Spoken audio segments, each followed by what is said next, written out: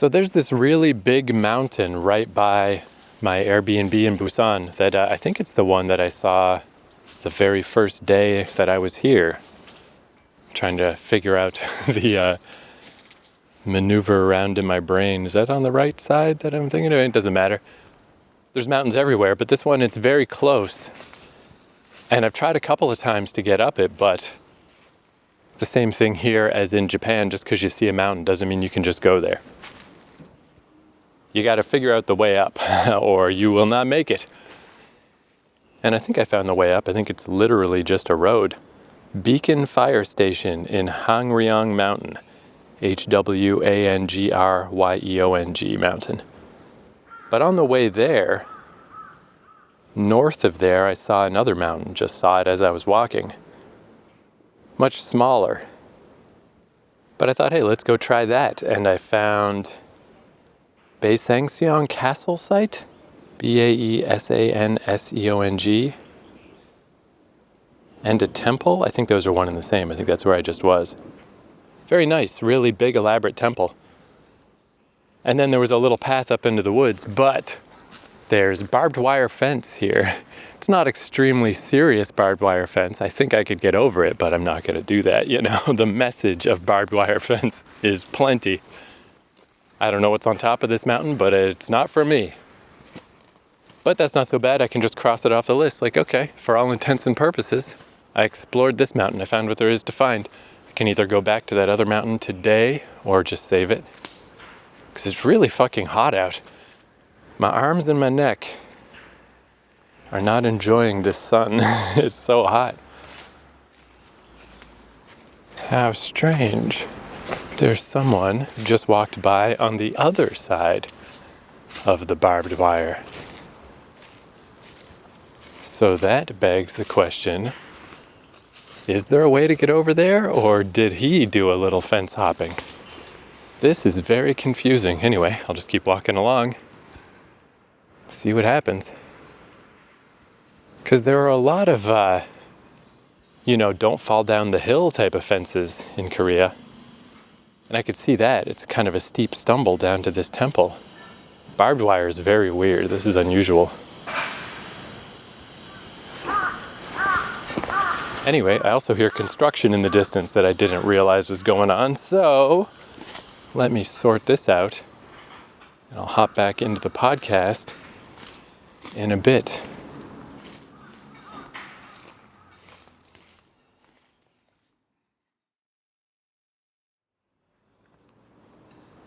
Ah, nice. I saw a sign on the other side of the barbed wire, pointing away from me. One of those standard sort of, don't litter, don't smoke, don't burn down the whole forest, please, signs. And since it was pointing away from me, it's like, okay, so you are supposed to be able to be over there. It's just, you're not supposed to connect these two places. So, yeah, right next door to the temple is a public park. 20 minutes later, now I'm on the other side. I'm at that sign. I'm on the other side of the barbed wire. I'm on the proper side now. It's interesting. I guess it's just, they don't want people descending upon the temple in the night or something. Because this barbed wire is serious, man. Like, I followed the thing all the way. And there was not a single spot. I thought maybe I could skirt around the edge of it at the end, but there was no end. Like, they really sealed it up tight. And it is a little steep, so yeah, maybe they just don't want people coming in not from the main entrance. Maybe it's a liability thing that they don't want people to fall down this hill. But I don't know, I get a kind of weird feeling that it's just like, it's just two properties owned by two entities, and it's just like, hey, these don't connect. I don't actually know anything about Buddhism, but my presumption would be that it would be, shouldn't it be open?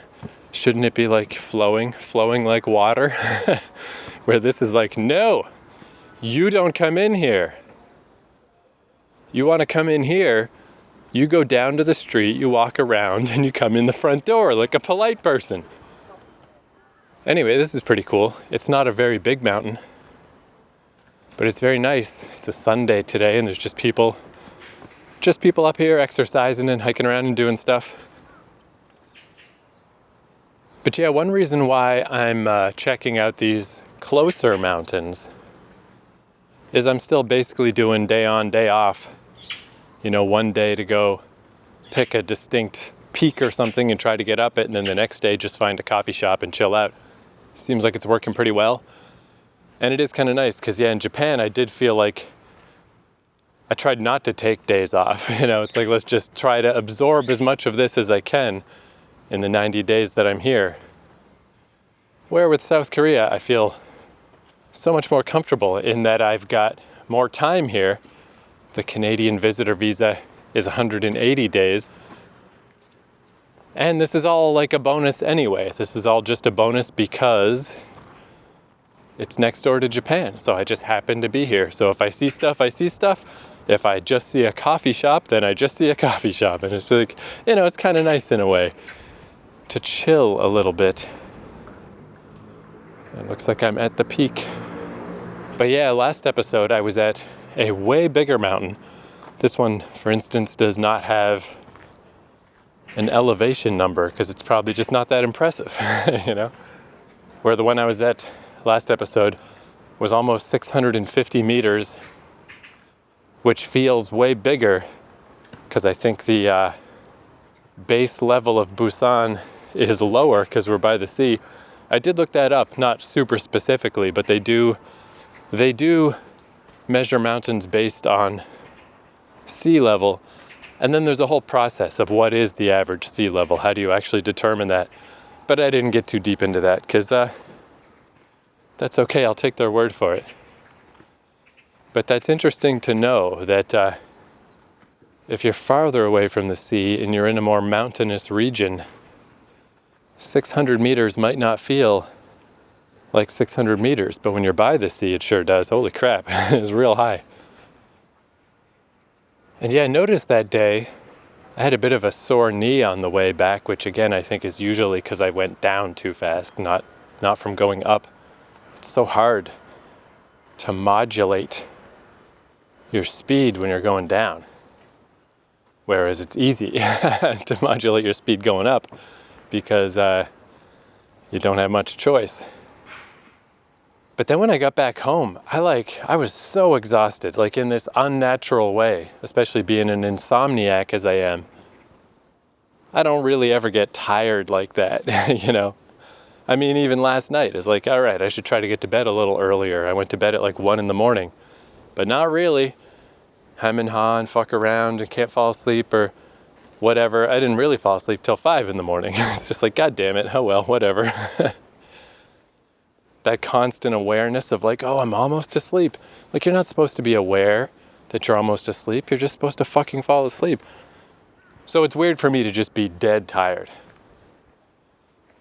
But when I got back from that mountain, I like couldn't move. I like laid down and just for half an hour, I just couldn't move. I still didn't properly fall asleep, but I was like, dude, I like just turned into stone. I turned into a rock. What is going on?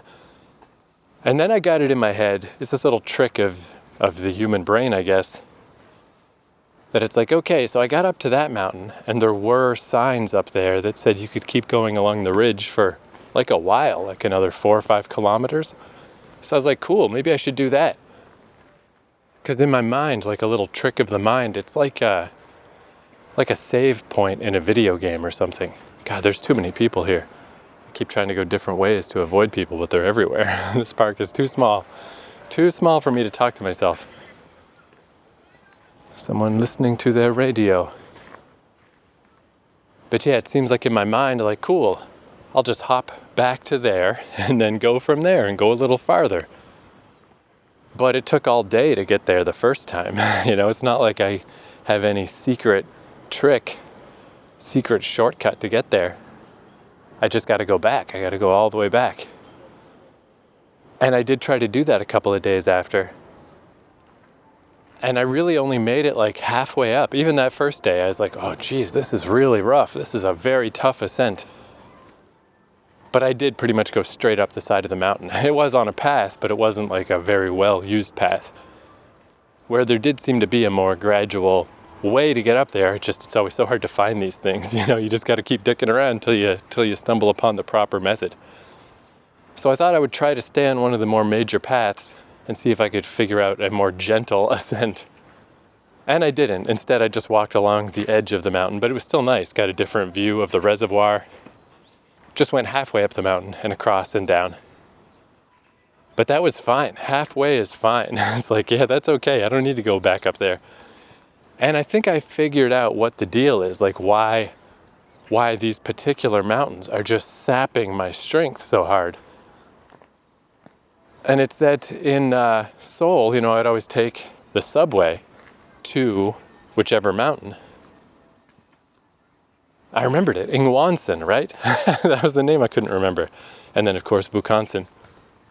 So you'd basically just start at the foot of the mountain. And it was that way a lot in Japan as well. Take the subway to Ome, or the dreaded Okutama with its terrifying steep mountains. But you're still basically starting right there. Where I realized here, when I come back from any of these mountain hikes in Busan, like even just last episode when I was at the end, when I was talking about robot statues and stuff, just walking through the city, I didn't pull out my phone at all, my little map, while I was recording that, because all I did anytime I got to an intersection is just which way it goes down. Just go down. Just keep following down, down, down. And everything went down until I finally got to, there's this big highway overpass. And when I got to that, it's like, okay, now I know I need to follow that, because that goes over and connects to the edge of the Busan Citizens Park, the main middle park right by my Airbnb. But I could easily navigate just by going down. And that made me realize, like, wait a second, if I'm so evidently going down the whole time, then the reverse is obviously true as well. Oh, here's the second peak. This one looks higher up. Well, all right then, let's try to go to that. But yeah, the whole walk, the 90 minutes or so, just to get to the base of the mountain, in this case, I'd been going uphill that whole time, but, just gradually, so I didn't really notice. It didn't really click in that I was. But that's 90 minutes of gradually going up, gradually going up, gradually going up. Then you get to the mountain and it's like, super gear. Now we're really going up. Now it's getting steep. So I was not starting at 100%. I was like 75% at best. Who knows? Who knows how much of my strength was being, like, not accidentally, unknowingly, inadvertently sapped away.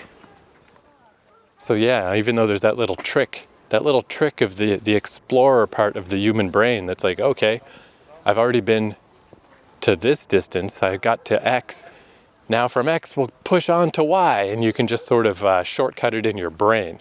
Just presume it's easy to get back to X, just because your brain is like, yeah, we know about that, we did that already. But the dumb little trick of your brain, you can't trick your body. You can't trick these brutal rolling hills that are so, like, it's such an interesting thing that it's not just a steep mountain, because I've had a surprisingly easy time with that type of situation. If you just give me the steepest steps in the world, I can handle that. The thing in Jecheon where I went up like 700 meters in 1 kilometer, that's like essentially straight up. It was no biggie. I did that. No problem. I mean, it was a problem, but I did it. Whereas like a 90-minute gradual grind up a more gentle incline, surprisingly harsh, because you don't realize that it's taken so much out of you. Very interesting phenomenon. All very easy, all very simple junior high school level physics, but it's not something I would ever think about till it's happening to me. Hey, here's a little washroom. Privacy, please.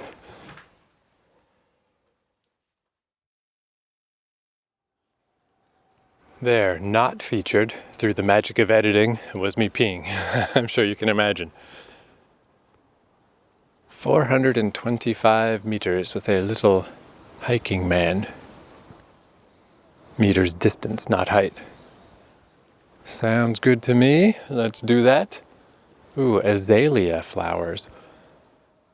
Yeah, the cherry blossoms are definitely pretty much done for. I am very surprised how quick that went. But other stuff is blooming now, new flowers and everything. Very nice. But yeah, it made me realize, instead of like pushing it, let's go a little farther, let's go a little farther, let's try a new route, let's try a new thing, add to this, add to that, put a new appendage on every little dumb trip, because that's kind of what I do everywhere else. I think in Busan, perhaps that is not the best plan. I mean, I still haven't even really taken the subway, other than a little bit on the very first day. I've only been exploring to places I can walk to. And I'm learning that it's rough.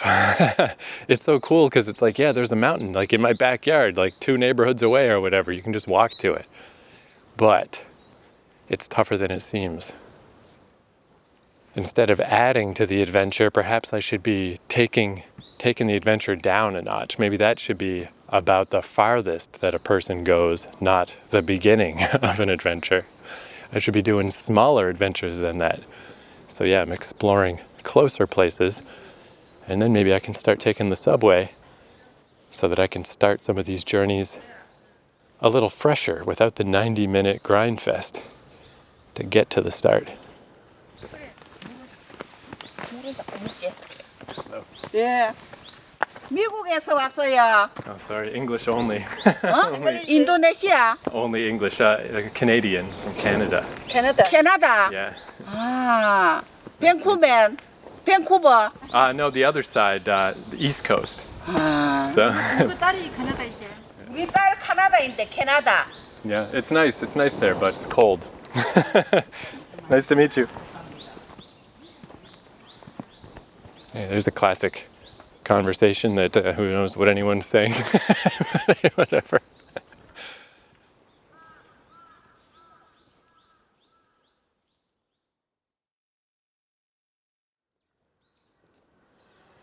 Here's another signpost with 1,170 meters to something. I'm quite sure this park is not a kilometer wide. I think that just means this is the way to loop around the outside edge instead of going straight up to the peak. Works for me. Man, yeah, there are a lot of people here, I guess because it's Sunday. There's another guy doing a barefoot walk. Maybe that's one reason why they put down those hay carpet looking things on so many of the trails, since the barefoot walk is so popular. Just to, make that a little easier, less rocks. I remember my brother used to do that when he was a kid. In the summertime, he would just not wear shoes and build up calluses on his feet. So he was so proud of how he could walk on spiky rocks. I feel like he even walked on glass once just to prove how badass he was. But yeah, it's cool in theory, but again, because of my fallen arches and stuff, I can't do that. Man, in fact, I've been destroying socks. I upgraded my socks to like fancy fucking sports socks, and I'm still just tearing the heels out of them. It's weird that I'm not tearing the shit out of my actual heel, I never noticed that my socks are obliterated, so I guess maybe the bottoms of my feet are kind of toughened up. But I don't know, I think maybe I need to venture to like one of the actual for real hiking stores or something. Get some more badass socks, because yeah, I just am obliterating everything. But yeah, that's the specifics of how things are going in Busan. For more general stuff, it's been really hard to sort out in my brain what's going on, but I think it's finally shaking loose. This happens to me a lot where I'm definitely not a fan of making quick decisions. It's one thing I always hated about school and jobs is I hate being pushed to make a choice. I much rather let things stew until the path becomes clear, and it can take a while and it's uncomfortable. It'd be nice to just know and to just make a choice and just have a path set. It's a little uncomfortable to spend a week or two floating in space, not quite knowing what you're doing. But I just can't deny that whatever I had in mind just doesn't feel right. It just doesn't feel like the way forward. Writing a novel actually feels very much the same way. That's why it takes so long, is even if you don't know what comes next or what the next move is or what the next step is, you can tell what's not, when you don't have it. And when you don't have it, don't push forward. Don't write that chapter. It's not going to be good. And in life, don't make that choice if you don't have to. It's not going to be the right thing. You're going to realize later, like, oh, I wish I had gone a little slower, thought things through more. And I mean, I felt like this my whole life. I feel like it's like a battleship turning around. It's very slow. I just know that I don't know what to do. And then I very slowly turn the ship around until things become clear. I gotta get off this path. There are so many fucking people here. It's ridiculous. So I'm going up the steep path because nobody's on the steep path. But yeah, for some mountain philosophizing, I was thinking, like, I don't think it's anything unusual about me that I have this like decision paralysis, or that it's so hard to determine the right way forward. I don't think that's necessarily unique to me. I think a lot of people feel that way, so they just allow other people to make the decision, at your job or whatever. Just let someone else be the boss, let someone else make the choice. And then, of course, there's people that are great at making snap decisions and quick acting blah, blah, blahs, but I also doubt that that's necessarily the best, the best policy, the best method. Sometimes it's appropriate. But basically, I guess where I was getting tangled up is I just kind of figured, like, okay, this trip is probably kind of coming to an end. The idea was to go to Japan, and then South Korea was right here. And then I just figured, like, yeah, right, probably about time to go back to Canada, make an appearance. But, with the idea that I don't have any more reason to be in Canada than anywhere else. I don't have a house there, I don't have an apartment, I don't have a job. I got nothing there any more than I do here. Just seemed like probably about time. Especially if I go to Toronto first, by the time I get back to my hometown, it'll be about a year. I was like, that seems all right.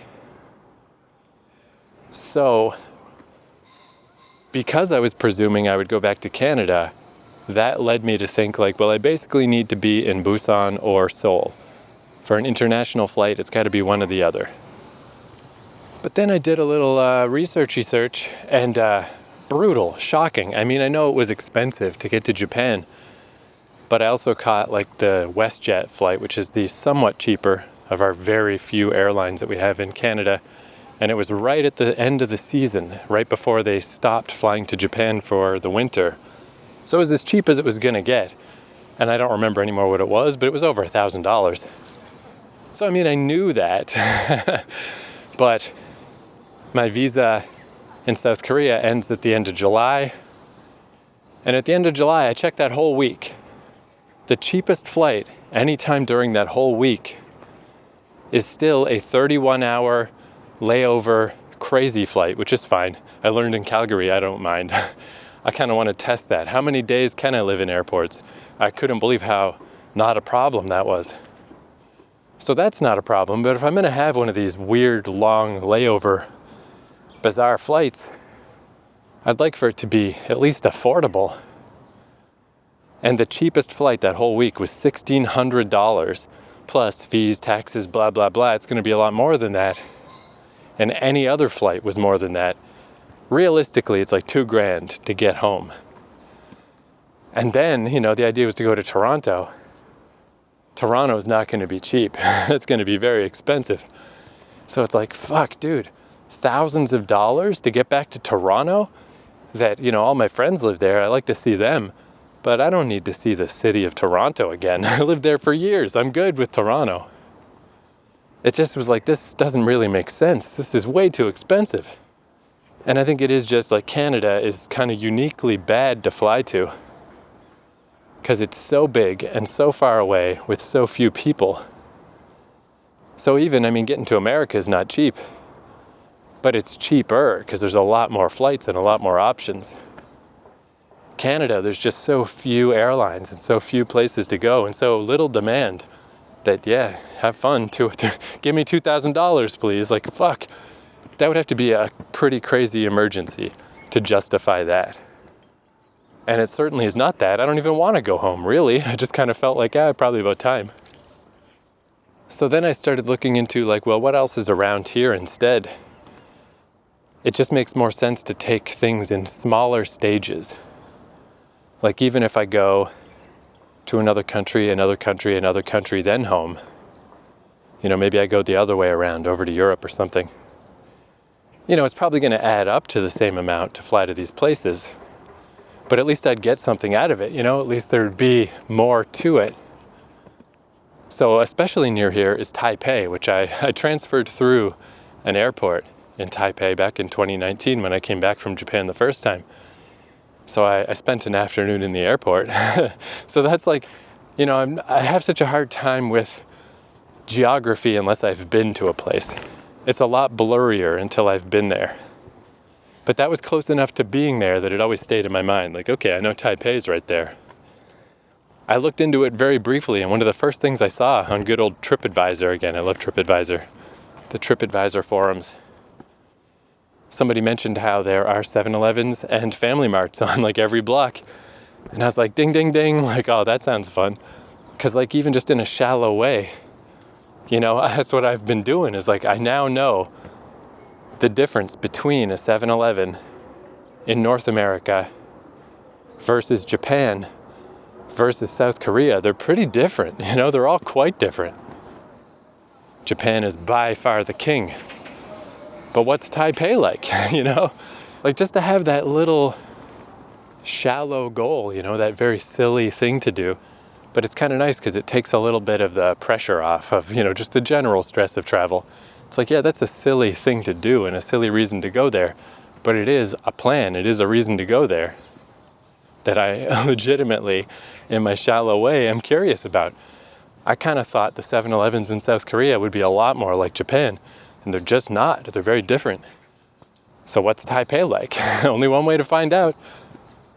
I mean, probably there's YouTube videos about it, but I could have watched a YouTube video about South Korean convenience stores too. Wouldn't have sunk in, like going there, that's the thing. And since I'm already here, again, since I'm next door, as a little test, I'm like, well, what would that cost? If it costs $1,600 minimum to get to Toronto, what does it cost to get to Taipei? $200, $250 at a push. And it's like, dude, if that's not the god of travel telling me not to go home, I don't know what is. And now I'm getting higher up. I can see past the tree line, trying to orient myself. I'm like, what is this enormous mountain I'm looking at? I don't think that's the one with the reservoir. I believe that's over to my left, but I don't see the reservoir from here. So I don't know what that mountain is, but it's even bigger. Again, not that far, doesn't seem that hard to get to. The city goes like halfway up the mountain before the mountain finally makes the buildings stop. But that's a big one, man. What the heck mountain is that? Since I've been kind of twisting around this park, I'm a little not sure which side of it I'm on right now. But yeah, instead of this, just the feeling of this horrible barrier, this horrible financial barrier especially, but then also the 31-hour flight just to get to Toronto, it's like, this just doesn't make any sense. If I could do it for like, I don't know, $800, I'm sure I would. I don't know how I think that would happen. Maybe if I search more. I mean, there are some weird flights where you can fly through America that can help. I might be able to cobble something together, but it's going to be brutal no matter what. So yeah, maybe this just doesn't make sense, like I just kind of had it in my mind to like, I guess I should head home. But why exactly? Nobody minds too much. I used to go years and years. I mean, like when I moved to Vancouver and when I moved to Toronto, each of those times I was gone for like 4 years, where I barely even talked to anybody back home. At least now I've taught my mom like how to do internet phone calls and stuff. I talk to her every week or so. It doesn't feel that different from being there. If I was there in person, I would still just go visit her once a week. Doing it through the video phone, it's not so bad. you know, I guess that's the main guilt, is just like, you know, me poor old ma, now that my dad's passed away. But I was talking to her and I mentioned this to her. I'm like, yeah, I think maybe I'm going to take longer because $200 versus $1,600, it's just like very clear. And even she said, like, Elle, you know, it's not like you got like a family. She said, it's not like you got family to come back to here. She's like, well, I mean, you know, there's some, but not like a family, like I got a wife and kids, you know. The insinuation was pretty clear, like she's good. She's fine. She's got her own life going on. She doesn't need me around. It's not that big a deal. I'll get back eventually. And well, she even mentioned too, like, you know, I'm sure you'll just get back and then get stir crazy to leave again. And I said, oh yeah, like no question. The moment I get back, I'll be counting down the days until I leave again. So yeah, it does just make sense to just go some more places while I'm here. Like, why the fuck not? So Taipei seems like a good plan. And then I was like, I guess, I don't know, maybe Vietnam, it's right there. Then I could hop over to Europe. There's good old Amsterdam that I've been to before. And then there's France, that I do speak French, so that could be interesting to see how my French-Canadian French holds up to Parisian French. They seem pretty different, but I'm sure I can fudge my way through. So yeah, in the end, $200 to get to Taiwan, $200 more to get to Vietnam, $500 to get to Amsterdam, who knows how much to get to, you know, it'll all add up to the same, you know, $1,500, $1,600, $2,000, whatever. But at least I'll have stopped places and done things on the way, and it just doesn't feel so insane. Spending that kind of money to fly straight back to Canada is just insane. I just can't do it. And yeah, there's just, I kind of made up the reasons to do it. There's no particular reason to do that. So then that also loosens up. That's where like I haven't booked any more time at my Airbnb yet, because even though this Airbnb is super nice and Busan seems super nice, because I started with that assumption that I needed to be in Busan or Seoul, I was like, all right, I guess I'll just stay in Busan. I guess for 3 months, I'm just going to stay here because this is pretty nice. I like this city. But I didn't book the days because it just was it's an ostentatious amount of time. That's where I had the idea that maybe I should message my Airbnb person first to warn them and just say, like, I know this is ludicrous. I'm already there for like 5 weeks. To add another almost 2 months onto that, I thought I should ask them first. Like, that's a little much, isn't it? Is that okay? And I just hemmed and hawed and didn't do it because something felt wrong. It just didn't feel like the right thing to do. It just seemed wrong. And now that everything is slowly coming together, it's like, yeah, that would have been wrong. That was the wrong choice. That is working under presumptions that, starting with incorrect assumptions of what I was going to do from here. If I'm not going back to Toronto, it doesn't matter if I'm in Busan or Seoul. I don't need international flights. I could be anywhere because a little tiny flight to Taiwan, who gives a crap? I could do that from anywhere. That's the beauty of not being in Canada. So many options, so many airlines, so many little Carmen Sandiego around the world in 80 days, neat little things you can do that are just not available. Canada is so limited and so expensive for flights. Man, this is getting higher up than I thought. This mountain is actually deceptively high. Walking along the edge of it, along this little path with occasional little steps, reminds me of in the first Monkey Island game, the guy who runs the little lighthouse thing at the edge of the cliff.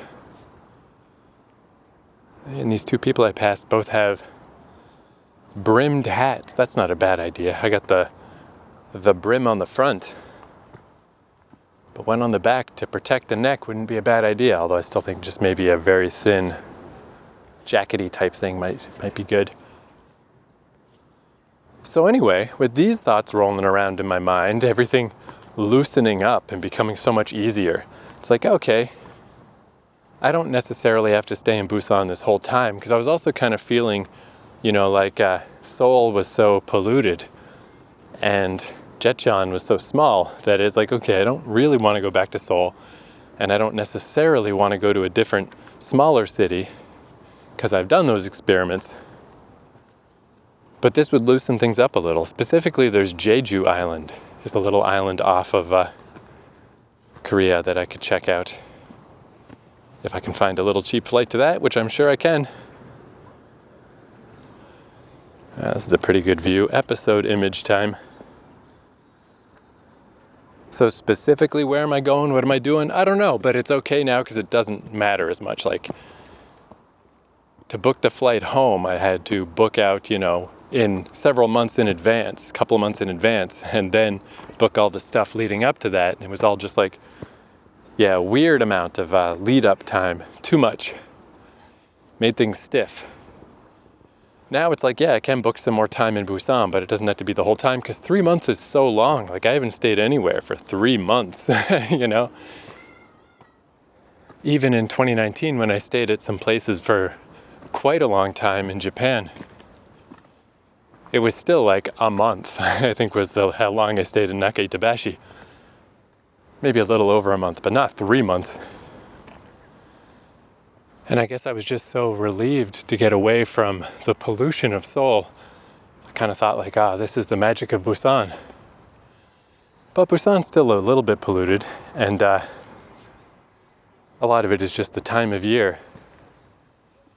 If I go somewhere else near here, like Jeju, or even just another city on the coast, I think things will be about the same. As nice as Busan is, I'm just going to want to go somewhere else eventually. I don't want to be here that long. Now that I don't need a big bad international flight.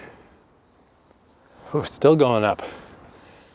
I think this is the final ascent. This is getting pretty steep. So then I started thinking, so if I do stay in Korea until my 180 days are up, and then I go to Taipei, and then maybe Vietnam or something, even just Taipei, I don't know. I'm still in this part of the world where all these flights are very available and pretty darn cheap. And that's quite a long break since I left Japan, and the Japan visitor visa is so indistinct. You get 90 days, but then maybe you can go back for 90 more. It's just not in the books, but I'm a citizen in good standing. I got money in the bank. It's probably not a problem. And it's not like I just left and came straight back. This would be, months that I've been gone. I'll have been gone for, 6, 7, 8, 9 months or whatever. We'll see. And the plan was always to go back to Canada and just bide my time and twiddle my thumbs for a bit, and then go back to Japan. I just wanted to keep things flexible, keep the option open. But if I'm just hanging around in this part of the world and the plan is just to go back to Japan ultimately anyway, and it's going to cost me thousands and thousands of dollars to fly home and fly back, it's starting to seem more and more like I should just take that second bite of the Japan apple right now while I'm here.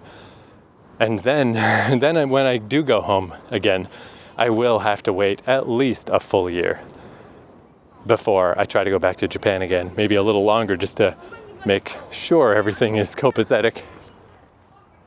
But that time will still go by fast, and it'll be a better excuse at that point to actually stay home for a while, It's just making more and more sense. Because also, I think some of those flights, the horror flight, it's not actually a direct flight from Seoul or Busan to Toronto. They pretty much go through Narita. Like, that also got in my mind. It's like, I have to go to Japan anyway. I have to go transfer through Japan. Again, I feel like it's the travel gods going like, hey buddy, Japan was the whole point here, right? All this other stuff is nice, but Japan's the place that is really fascinating to you. It's right there.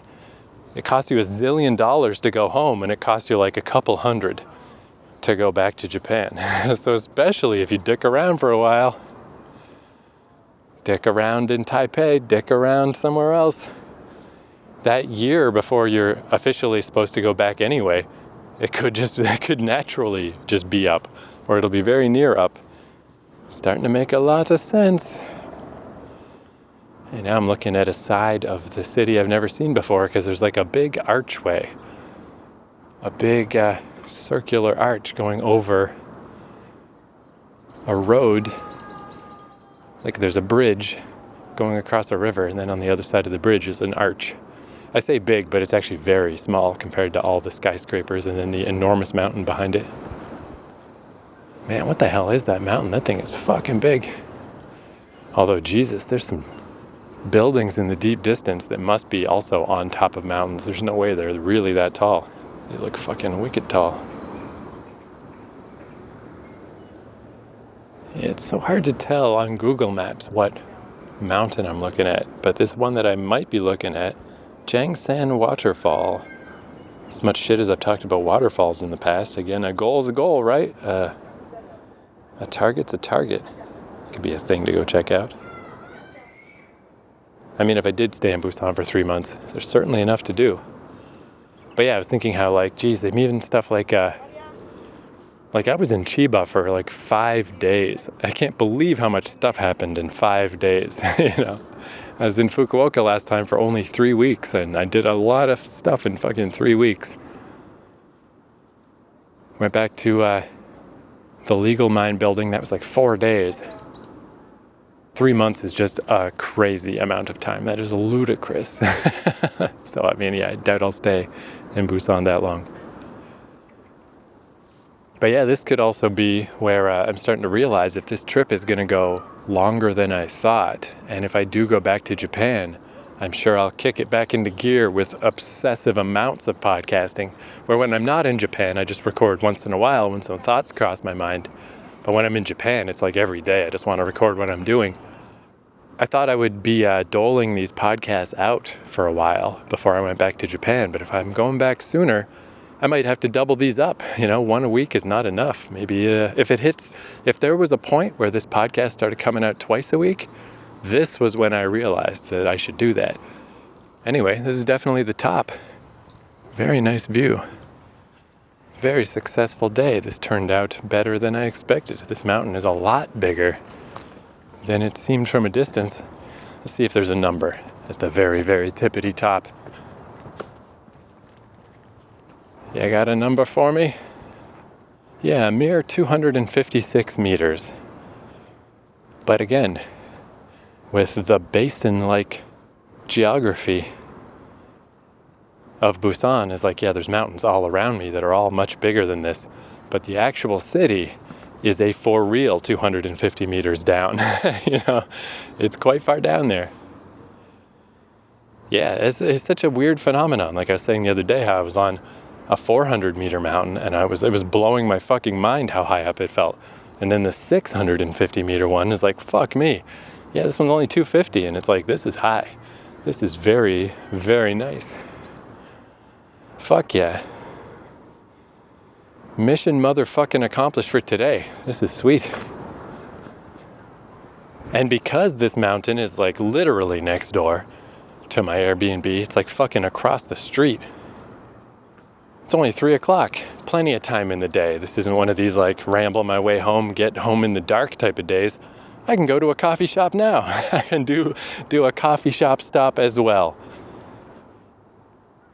Get a little writing done on my fucking proverbial novel.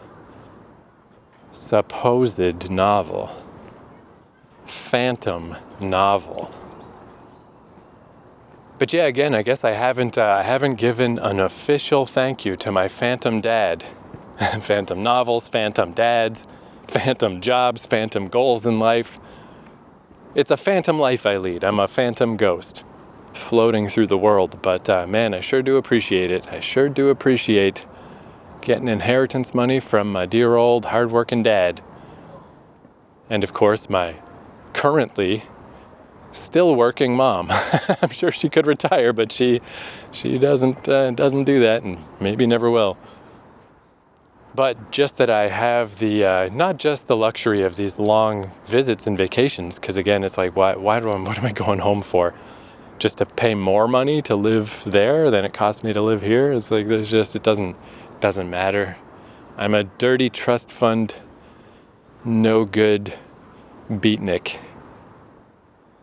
But it's also nice to just have that flexibility when it's just feeling like I don't know what the right choice is. I don't know how to proceed forward. I don't know what to do. And it's just this little stress knot in my gut for a week and a half where I just am paralyzed with indecision.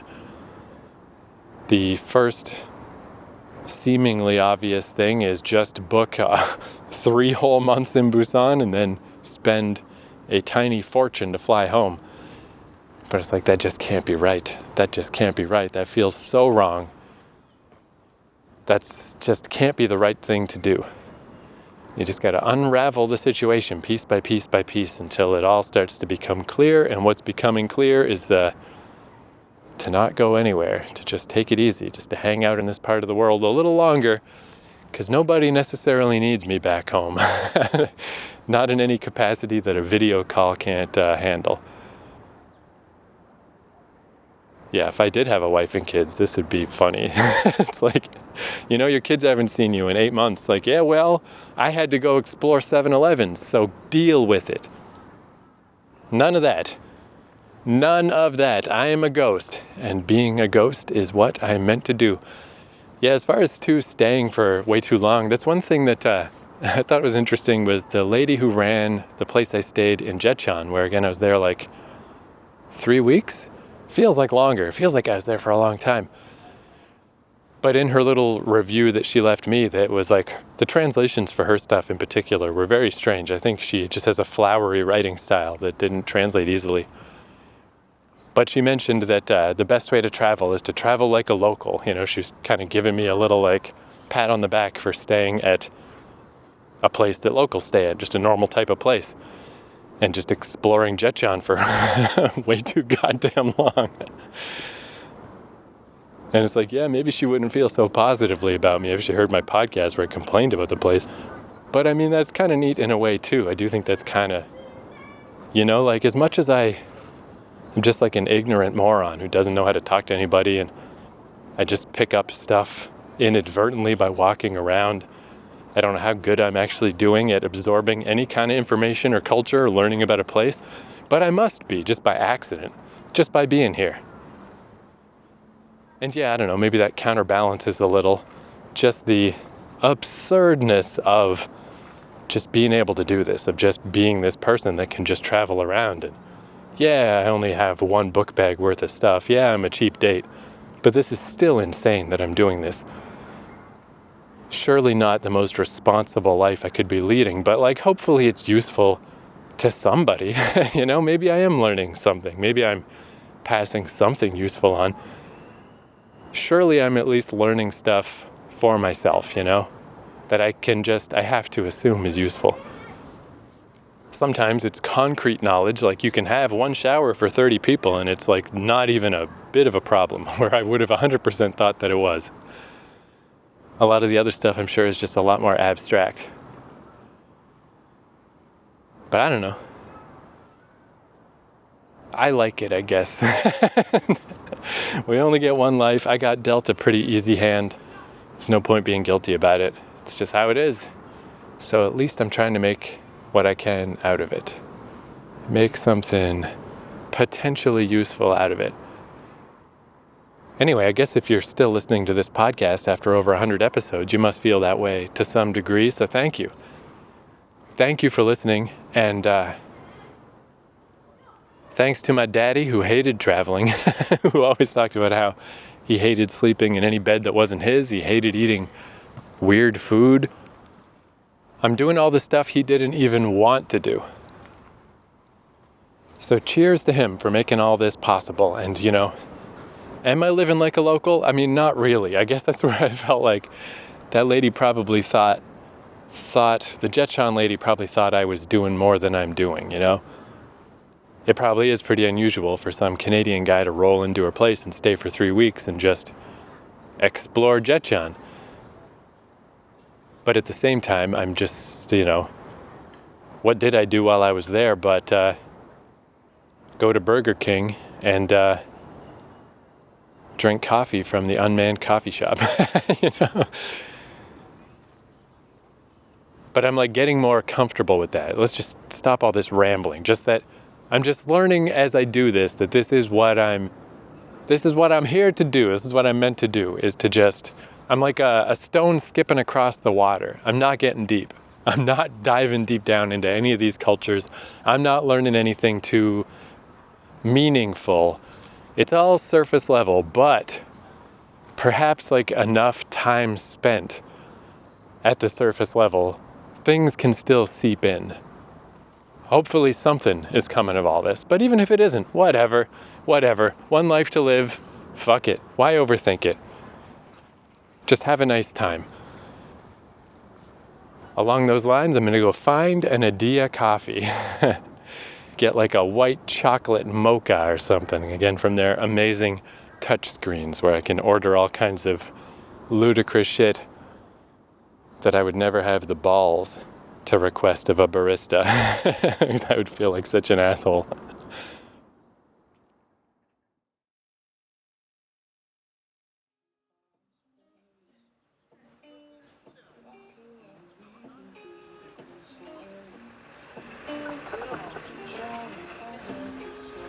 Is that Jack Johnson? If it's not, it's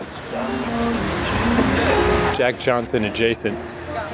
That makes me think of, I don't know, like Victoria, BC.